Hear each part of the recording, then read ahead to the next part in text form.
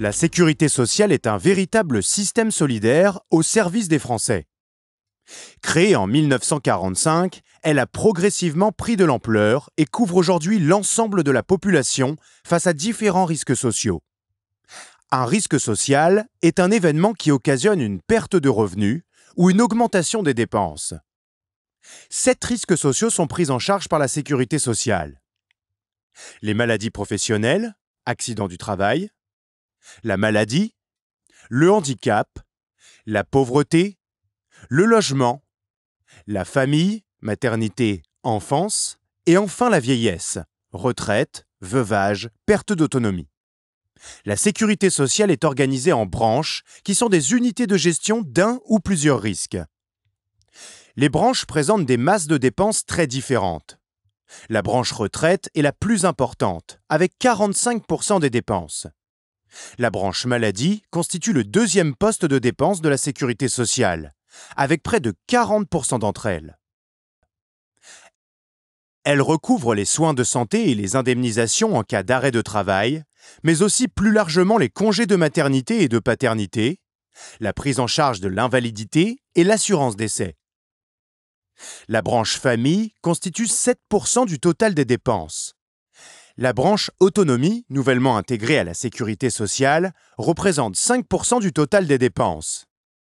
Elle recouvre les prestations à destination des personnes âgées dépendantes et des personnes handicapées.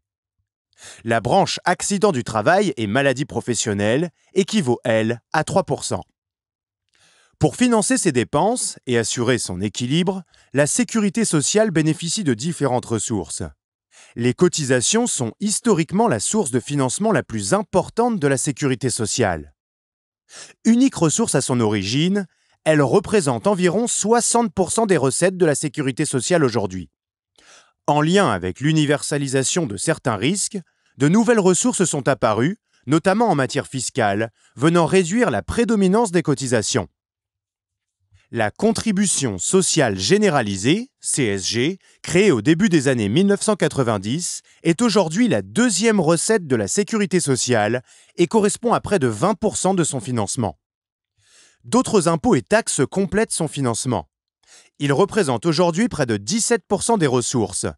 Taxes sur les produits comme l'alcool et le tabac, fraction de la TVA affectée au champ social.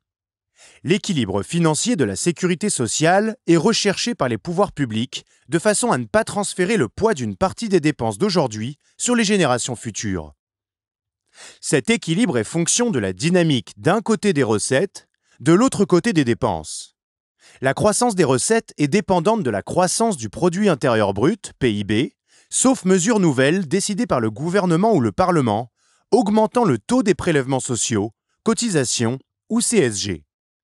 Les dépenses, elles, sont très sensibles aux données démographiques et au vieillissement de la population notamment, aux progrès techniques, coût de l'innovation en santé, et aux crises sanitaires, coût de la pandémie Covid-19 par exemple.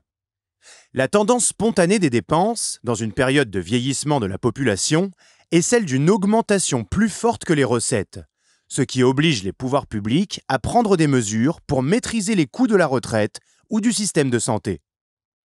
Les réformes engagées depuis plusieurs années, notamment dans le champ des retraites, permettent de garantir à long terme la soutenabilité du système français de sécurité sociale, même si la pandémie de Covid-19 repose à nouveau la question des équilibres de court terme. La sécurité sociale sera sauvegardée et bénéficiera aussi aux jeunes générations dès lors que la vigilance sur les équilibres de court et moyen terme sera sauvegardée et que chacun adoptera un comportement citoyen vis-à-vis de ce système de solidarité.